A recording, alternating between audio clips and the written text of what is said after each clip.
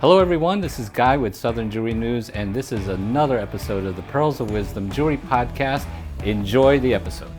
Hello everyone, this is Guy with Southern Jewelry News, and today we have a special guest who is Laura Foster from Worthmore Jewelers in Atlanta, Decatur.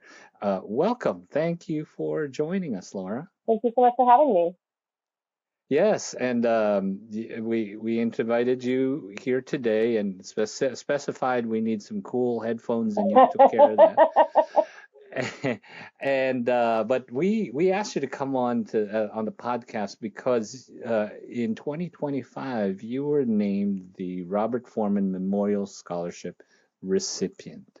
Congratulations on that. Thank you so much. And yeah, absolutely. And so you work for Worthmore, and we've had Harris and on the podcast before. They're very cool. And what's it mean to you to be this recipient? It's awesome. It feels very validating. It feels like it's being recognized for years of working with integrity and doing something that I genuinely love, and just getting to expand my knowledge base thanks to the scholarship too, And so it was really an amazing honor and privilege, and I think even cooler than the award itself is getting to meet all the awesome people I got to meet at the award ceremony, because that was I met some of the top people in the jewelry industry that night, and that is incredible. Wait, now you are part of that club. You are one of the top people in the jewelry industry. Congratulations. So you told me you've been at Worthmore for 12 years. Yeah, almost and, exactly. How do you, does it suck to be a jeweler? No, it's awesome. It's the best job in the world. It's the best job. Yeah, who else gets paid to play with shiny things and make people happy every day, right? Like, I'm never solving for a sad problem. I'm usually solving for happy occasions, and even if it is something sad, like someone passing away and making memorial jewelry or something along those lines, you're still honoring the person who passed away, and I think that's something really special too. So it's an incredible position to be in. Got it. Yes. No. Amazing. And you told me earlier you did not expect it. Did you think you were so far away from being the recipient of this award? Yeah, it didn't seem it didn't feel like I was ever going to get to be that person. And I mentioned when we were chatting before we recorded that my manager actually got the same award in 2007, and when I started at Worthmore in 2014. I saw the plaque on the wall that said, her name and a 24 karat club with gold gilded lettering, and that she'd won this special scholarship. And I thought, that is so amazing. How cool is that? And so when the idea of being nominated was brought up to me and whether I would be interested in applying, I was already kind of surprised just to get asked if I wanted to apply, and even more surprised when I got the award. So it was really incredible. Fantastic. Well, so what can you do with the winnings? I think it's a $2,000 scholarship. Correct, and I can use it towards any continuing jewelry education. My plan is to use it towards more GIA classes so that I can get closer to first my registered jeweler certification, and then ultimately my graduate gemologist certification. So I think among just being cool to have extra credentials, I think it will give more confidence to my customers that I do know what I'm talking about, and that I am committed to being in the jewelry industry as a professional, not just someone who is doing this for a side gig or for fun. I do it for fun too, but That's great.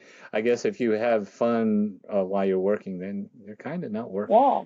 Then you just get to enjoy every day of your life. That's it. Fantastic. Well, it seems like you were made to be a jeweler. and you started in the jewelry world at a very young age. Yeah. Could you tell us about your history and experience and all the different things you've done? Yeah. In hindsight, it does look like I was born, to be a jeweler. I had no idea for a long time, but I think the seed that started it all was for Christmas when I was just 6 years old.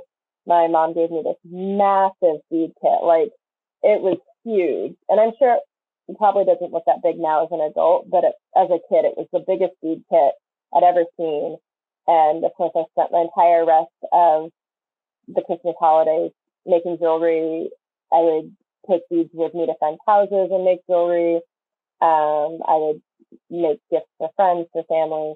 And that ultimately led to, during my rebellious teenage years, I guess, I was making more like hemp weaving and macrame kind of pieces, which was very cool and edgy at the time. And I have an aunt who is very supportive and is a professional artist too, and she actually took me to my first ever real jewelry class at like 14, where I got to go and practice metal clay.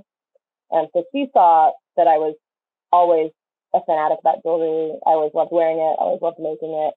And when I was 13, I actually made my own business card and started my first jewelry business where I was selling handmade beaded pieces to actual adults who paid me real money.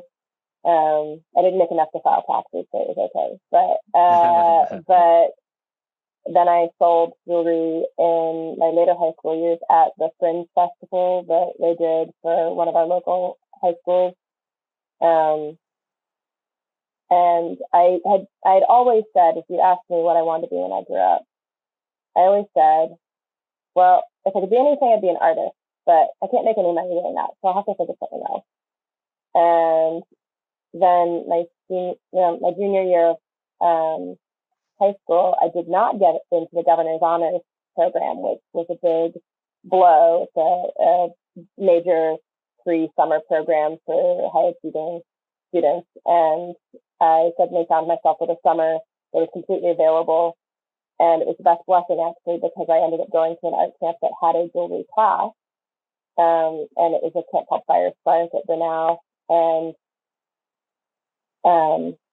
the teacher for the metals class there, when she introduced herself, said she just got her master's in jewelry from the University of Georgia, which was the college I had been intending on going to and already, worked my resume for, essentially, with my high school credentials and my extracurriculars.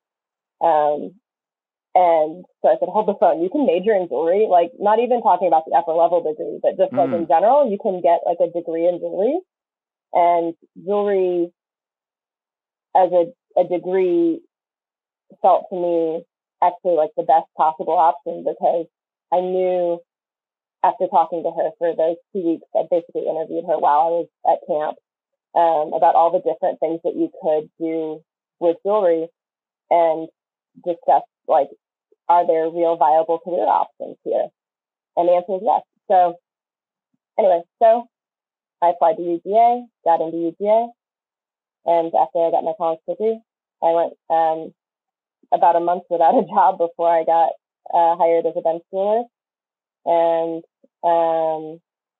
within about 6 months, I was hired as the head bench jeweler for that shop. That shop did production work and custom work, so smaller scale production. I'd do batches of like 25 to 50 pieces, and then one-offs for things like custom engagement rings. And although I love making jewelry, I also love even more the experience of designing jewelry and being with the people and being part of that, part of their lives. So when Worthmore, the coolest jewelry store in America, had an opening, I was so excited. I applied immediately. I got the job, and I've been there ever since. Fantastic. Well, it sounds like a match made in heaven. Harris and Jerry, very cool. You're very cool. Wow, this is a cool place. It's awesome. Yeah, and it sounds like you did go on to become an artist. I did. As a jeweler. I get to Now be an you're an artist every artist. day.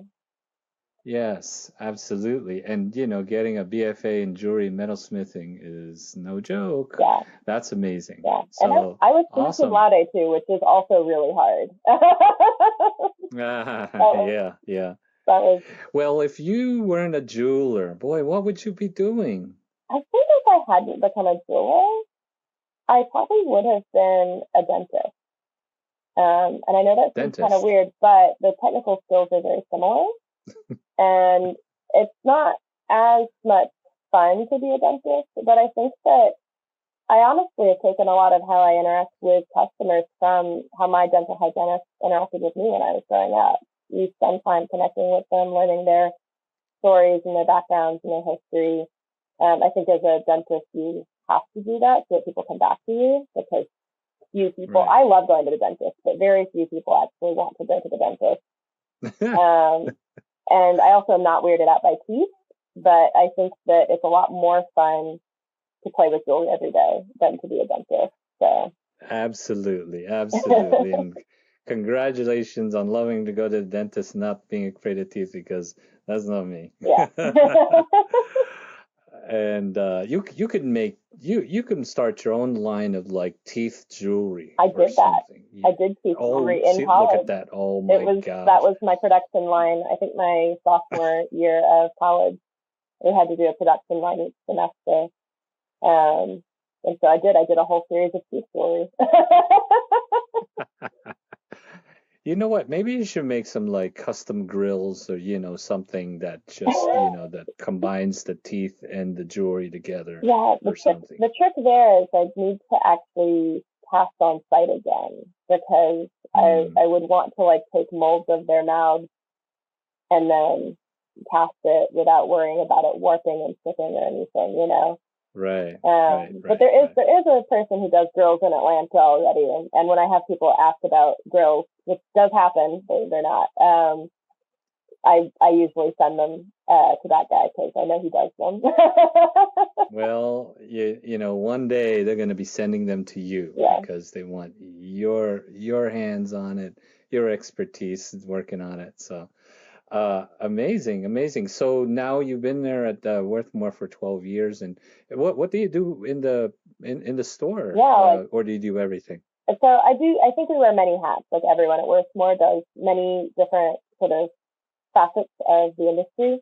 But I think my primary responsibilities are obviously greeting and taking care of customers who come into the store. But I also make lots of appointments. I have a pretty full calendar most of the time with customers who want to work with me for their custom pieces or for projects. They don't necessarily have to be custom. Sometimes it's estate sorting or um, even just repair work. But Yeah. I take in repairs. I help people problem solve different issues with their jewelry that they want to fix or change. And then I really feel like I've always specialized in custom work, but my custom SKU has gotten even larger as time has progressed. So it's continuing to grow, and I think custom jewelry is a very large part of the future of jewelry. I think that people, Hmm. especially my generation and below, really want things that are special and unique to us and made for us. Exactly. Right, right. What's the biggest compliment to you from a customer? Not aside from them saying, "Oh, you're so amazing. We love you. You're the bestest and the best of the Well, world." I think honestly, when customers say I have good energy, and also when I see it in their face when they first see the piece that I've presented them, and they say it's perfect. I love that moment. It still gives me chills every time it happens, Mm, because I never want to make something and for someone to say, it's good, it's okay. right. I want it to be exactly what they want. And even, I think the hardest customers, the ones who, take 14 or 15 edits to get every little detail just right, are the most rewarding in some ways, because when they finally see it and they love it, I feel like I've hit the nail on the head and I've done my job well. Right, right. Yeah, amazing. Well, um, that's you know your history, your experience, your education all lead to amazing work that you've done, and um, congratulations again on winning the Robert Foreman Memorial Scholarship Yeah. as a mouthful, but you did it. You're officially amazing. Aw, Now you have an award on the I do. wall I love with my your. award. You know everyone knew you were amazing, but now it's official. You have an award on it's the wall, it's and like people. in writing, you know? Exactly. You know, when your new people come in to start working at Worthmore, they're gonna look up at that award and say, "Wow, one day I want to be like Laura." That's gonna be amazing. Oh, you know, you're like, "Oh yeah, don't worry, hard work, you can get there. Yeah. I did it." Yeah. That- Anyone can Well, do it. that's amazing. That's amazing. So, where's, what what do you want to do in your jewelry career? I think about that a lot, and I I am happy in the moment with the sort of position and role that I currently play as kind of a jewelry guide, as it were. Mm-hmm. I think that I'm always listening and open for opportunities. If something, really cool Mm-hmm. came my way that I felt was perfect for me, then I'd go for it. Mm-hmm. And I think that, you know, a phrase that actually my manager taught me years ago, she said, luck is when preparedness meets opportunity. And Mm-hmm. I feel like my whole career has been a series of luck, right? Like even situations where I thought, oh my gosh, I didn't get into Governor's Honors Program. This is devastating. That was the best luck of my life because I would have never gone to a different place and learned that I could major in jewelry if, if I Right. hadn't made that mistake.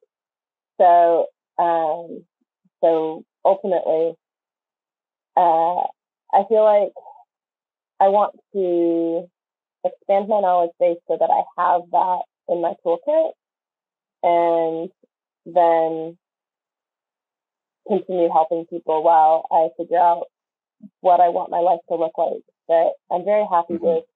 I'm very happy with my life as it is. I get to do really cool, interesting, different things every day. It's not a boring desk job. I'm not crunching numbers. I do love a good spreadsheet, but I'm not having to like look at spreadsheets all day. Um, and it's allowed me to, support my household and our life as it is. So um, I'm open to seeing what the future brings. But I Fantastic. don't have any concrete goals yet because I'm just sort of listening. You know. Yes. Yes. Yes. And so Harris Jerry, we love you, but Laura here, now that she's officially amazing, could get lots of opportunities popping up because as anyone can hear, your passion for creating jewelry, working in the jewelry industry. I mean, my gosh, you were making jewelry since you were 6 years old. Yeah. Um, and continuing your education and wanting more to be able to service your customers and and learn more about the craft and and and have that experience knowledge and um, when people are going to come to you saying, I want Laura to do this. I love that. So congratulations. That's really amazing. And I hope everyone make sure we're not that I want to do another quick little thing with you, but Yeah. anybody listening, make sure you give Laura and Worthmore Jewelers lots of love on social media or wherever. Stop by the store or Yeah. look for Laura and so forth. And I do But have an what Instagram too if they're interested. yeah, what's your Instagram? At Laura is worth more. All one word. But I love I thought it was that. a lovely pun. And when I finally got a smartphone in 2018, that was the first thing I did with my smartphone was make an Instagram account so that I could post the stories and joys of my customers. And I'm not as active on it right now, but I had to take some time to sort other things out in my life. But it is a portfolio that I will continue to grow as I have time. Fantastic. Now it could be at Laura is worth even more. No, I'm just kidding. I love it. Fantastic. So make sure you give her some love at Laura is worth more online at Instagram. So perfect. Now, what I would like to do is do a lightning round. Yeah. I want to hit you with a few things, and I want you to just not think and tell me what you can. What's your response to a phrase that when somebody says, "Can you rush this?" What would you say? I would say, let me see what I can do. And then, depending on what I know is within the laws of physics, so there are some things I cannot do, like manifest a custom ring in 2 days. Yeah. But if they want me to manifest a custom ring in 3 weeks, I probably could pull some strings and ask some favors and manifest that. I wouldn't want to do that often, so try to give me more time than that if you're coming to visit. But but I think that would be my answer. Let me see what I can do, and then I would quickly problem solve. Sure. What if somebody said, "I saw it cheaper online"? Well, honestly, I'll say let's look at the thing you saw online. Let's do an apples to apples comparison. And there have been times where I've had customers say, I found this online and it looks like it's functionally the same weight or whatever. And I'll say, if you feel better buying it off the internet, you can do that. I know mine is good. I know what my product is and I can stand behind it. And I am not the one supplying the one online, so I don't know. But I have had customers who occasionally have found really good deals on pieces that were either grandfathered in at lower prices, or perhaps they were like closeout from a company that was getting rid of their merchandise. And if you can find the same thing online for less and that makes you feel good, you can do that. If you want to support local and keep the money in your community, then coming to me does that, Yeah. When you hear the phrase mall jeweler, what do you think of? I think of Kay. I think of like the Kay jewelry on the corner. Right. I think it instantly brings to mind kind of the cookie cutter jewelry though, and so I like the buttons that they had at the mall jeweler. That they used to have little free pins, and I used to collect pins. That's it. And I would as a high school, I would go in and I would get those little "I love you" pins. Perfect. They were free. All right. Well, they're good for something, right? Yeah. They're important. Absolutely. They also make me look good, so There you go. Yeah, when somebody says, "Can I get a custom piece made?" Usually what happens is they think that means a million revisions. How does that usually work out for you guys? So usually I try to keep it, I try to get enough of a vision, talk it out with them to the point where I have a really clear picture in my head, and I am lucky that I can visualize 3-dimensionally in my head. So I'll try to make sure that I understand and have kind of architectural drawings of the gist of what we want for the customer before I submit for a CAD render at all. And then sometimes I hit the nail on the head first render, but I usually try to get it perfect within just 3 or 4 edits. And truly, if the first edit comes back and I know it's not perfect, I don't even send that to the customer, because that's not their job. Is not to say that's wrong if I know it's wrong. My job is to manage that and manage that stuff for them, so that when they see it, hopefully it is perfect. And then if there are revisions that need to be made, I think one of the most important things you can do as a jeweler is listen to those revisions, listen actively to what they're saying, and then apply that actively to your design process. So don't just get defensive because you think it's perfect and they don't. Right. Well, all right. Well, fantastic. Well, Laura, it's really amazing talking to you. And as we all know now, it's official. You are amazing. And anybody who wants amazing service with, amazing jewelry from an amazing company. Wow, from an amazing person. They should come see Laura at Worthmore. Yeah, I'm right in downtown Decatur, next to the historic courthouse. So it's very easy to find me. And I'm almost always there. If I'm not on my 2 weeks of vacation, I'm there. Amazing. So make sure if you go there to Worthmore, downtown Decatur, and Laura's not there, come the next day because maybe she's she's there the next day. Yeah, or hit me up. Perfect. Get my email and let me know you want to come visit. Absolutely. Make sure you check out her Instagram at Laura is Worth More. That's correct. Fantastic. And check out Worthmore Jewelers online, on social. Give them some love. We've had Aris and Jerry on the podcast once. I've interviewed them a few times in different ways. But amazing. Well, thank you so much for joining and sharing. And, you have a great personality. Love the extra, accessories. Yeah. Everything is an accessory if you think about it. Everything we choose to wear, everything we choose to do says something. Fantastic. Exactly. Well, congratulations for winning the scholarship, the 2025 Robert Foreman Memorial Scholarship. Thank you so much. You are so deserving, and thank you here for joining us on the Pearls of Wisdom podcast. And I do want to say thank you to the Harris and Jerry and Joan, who all their vision for a place that is kind and supportive and lets us be authentically ourselves is really the reason I have been able to be who I am and get where I am today. So I think they deserve a massive thank you as well for that.